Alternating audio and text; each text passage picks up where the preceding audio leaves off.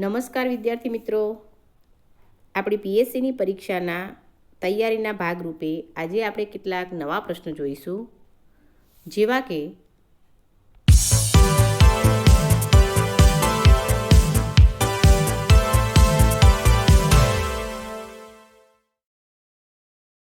પ્રશ્ન નંબર 1, કેટલા રે કેટલા એ રમત છેલ્લે કેટલા બાળકો બાકી હોય ત્યાં સુધી રમી શકાય?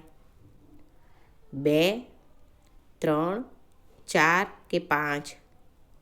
તો અહીંયા જવાબ છે 2.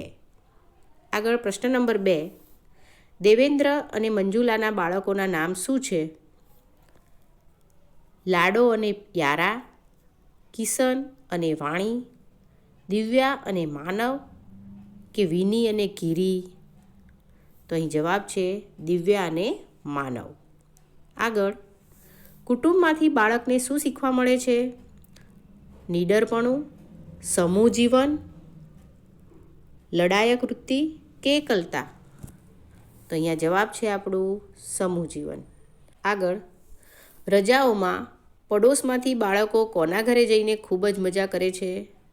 સીતાના ઘરે, કેતનના ઘરે, રેહાના અને હબીબના ઘરે કે કૃષ્ણા અને કાવેરીના ઘરે?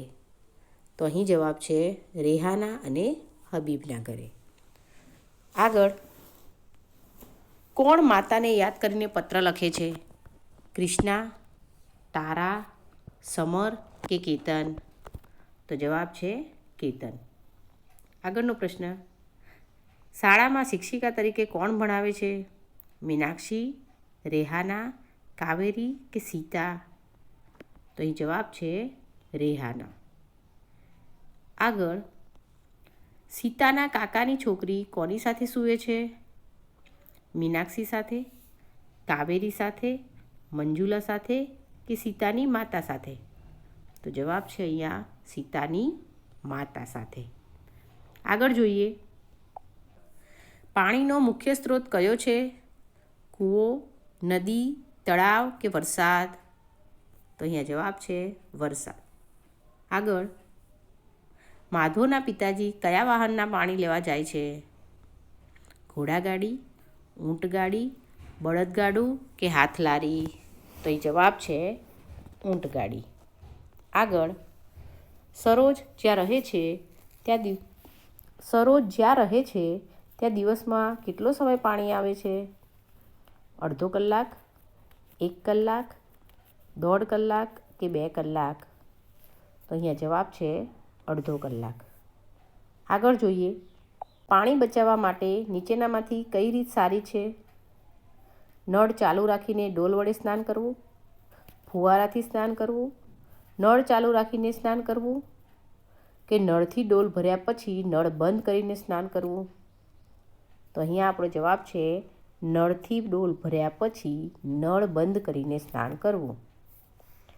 આગળ પાણીનો સંગ્રહ કરવા જમીનમાં ખાડો કરી રેતી, સિમેન્ટ અને ઈંટોથી ચણતર કરવામાં આવે છે, તેને શું કહે છે? પીપ, ટાંકી, કોઠી કે સ્નાન ટબ? તો અહીંયા જવાબ છે ટાંકી. આગળ જોઈશું, નકશામાં હોસ્પિટલ દર્શાવવા માટે કયો સંકેત વપરાય છે? તો નીચે 4 સંકેતો આપેલા છે, જેમાંથી જવાબ આવશે બ, જેમાં પ્લસની નિશાની છે. આગળ જોઈએ, નકશો કોને ઉપયોગી નથી?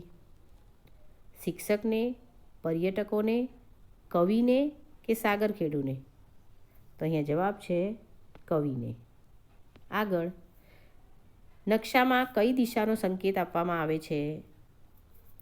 પૂર્વ, પશ્ચિમ, દક્ષિણ કે ઉત્તર? તો અહીંયા જવાબ છે ઉત્તર. આગળ નકશામાં ઝાડ માટે કયો સંકેત વપરાય છે? તો અહીંયા નીચે 4 સંકેતો આપેલા છે, તો જેમાં જવાબ છે બ, કે જેમાં આપણે ઝાડ દોરેલું જોઈ શકીએ છીએ. આગળ જોઈશું, નકશામાં આ રીતની જો સંકેત આપેલો હોય તે શેના માટે વપરાય છે? ઘર, શાળા, બસ સ્ટોપ કે બગીચો? તો અહીંયા જવાબ છે બગીચો. આગળ જોઈએ, નકશામાં ઘર માટે કયો સંકેત વપરાય છે? તો અહીંયા પણ નીચે ઓપ્શનમાં 4 સંકેતો આપેલા છે, જેમાંથી અ ઓપ્શનની અંદર જે ઘરનું નિશાન આપ્યું છે તો આપણો જવાબ આવશે અ. આગળ જોઈશું, રૂ આપણને કયા છોડમાંથી મળે છે? શણના છોડમાંથી, કપાસના છોડમાંથી, આકડાના છોડમાંથી કે આપેલ પૈકી એક પણ નહીં? તો અહીંયા જવાબ છે કપાસના છોડમાંથી. આગળ જોઈએ, કપાસના છોડ પર રૂ શામાં સચવાય છે? પ્રકાંડ, પાંદડામાં, કાલામાં કે ફૂલમાં? તો જવાબ છે આપણો અહીંયા કાલામાં. આગળ જોઈએ, ગરમ કપડાં શામાંથી બનાવવામાં આવે છે? ઊનમાંથી, રૂમાંથી, શણમાંથી કે શેરડીમાંથી? તો અહીંયા જવાબ છે ઊનમાંથી. આગળ જોઈશું, સાડીઓમાં ડિઝાઇન કરવા માટે શું કરવામાં આવે છે? ચિત્રકામ, રંગરોગાન, છાપકામ કે વણાટ? તો જવાબ છે અહીંયા છાપકામ. આગળ, ગરમીમાં આપણે કયા કપડાં વધુ પહેરવા પસંદ કરીએ છીએ? ગરમ કપડાં, નાયલોન કપડાં, રેશમી કપડાં કે સુતરાઉ કપડાં? તો અહીંયા જવાબ છે સુતરાઉ કપડાં. આગળ, ચોમાસામાં વરસાદથી બચવા વપરાતો રેઇનકોટ શામાંથી બનેલો હોય છે? સુતરાઉ કપડામાંથી, પ્લાસ્ટિકમાંથી, ઊનમાંથી કે નાયલોનમાંથી? તો અહીંયા જવાબ છે આપણો પ્લાસ્ટિકમાંથી. આગળ જોઈએ, માણસને જીવવા માટે શું જરૂરી છે?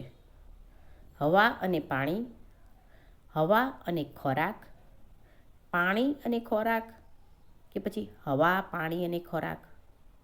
તો અહીંયા જવાબ છે હવા, પાણી અને ખોરાક.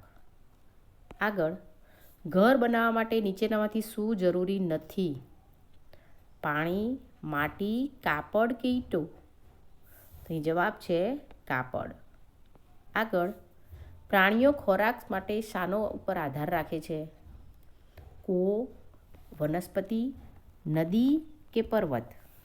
તો અહીંયા જવાબ છે વનસ્પતિ. આગળ, ઈંટો શામાંથી બને છે? રેતીમાંથી, વનસ્પતિમાંથી, માટીમાંથી કે પથ્થરમાંથી? તો અહીંયા જવાબ છે માટીમાંથી. આગળ જોઈશું, વનસ્પતિ નીચેનામાંથી શું નથી આપતી? ફૂલ, ફળ, પાણી, ઇમારતી લાકડું કે છાંયડો? તો અહીંયા જવાબ છે પાણી. અને આગળ, સાપ આપણને કેવી રીતે ઉપયોગી છે? ઉંદરની સંખ્યા નિયંત્રણમાં રાખવા માટે, આપણને ડંખ મારે છે એટલે, જમીનમાં ઘર બનાવે છે એટલે કે દૂધ પીએ છે એટલે? તો અહીંયા આપણો જવાબ રહેશે અ, ઉંદરની સંખ્યા નિયંત્રણમાં રાખે છે એટલે. આગળ જોઈએ, ઘણા ઘર ભેગા મળીને શું બને છે? કુટુંબ, તાલુકો, ગામ કે જિલ્લો? તો અહીં જવાબ છે ગામ. આગળ, ઘણા ગામ ભેગા મળીને શું બને છે? ગામ, જિલ્લો, કુટુંબ કે તાલુકો? તો અહીં જવાબ છે તાલુકો. આગળ જોઈએ, ગુજરાતમાં કેટલા તાલુકા આવેલા છે? 250, 350, 200 કે 300? તો અહીં આપણો જવાબ છે 250. આગળ, રતનના તાલુકાના જિલ્લાનું નામ શું છે? બનાસકાંઠા, વડોદરા, મહેસાણા કે ભાવનગર? તો અહીંયા જવાબ છે વડોદરા. આગળ, કેટલાક તાલુકાના સમૂહથી શું બને છે? રાજ્ય, શહેર, જિલ્લો કે ગામ? તો અહીંયા આપણો જવાબ છે જિલ્લો. ઓકે, તો વિદ્યાર્થી મિત્રો, આજના પ્રશ્નો આપણે અહીંયા પૂરા થાય છે.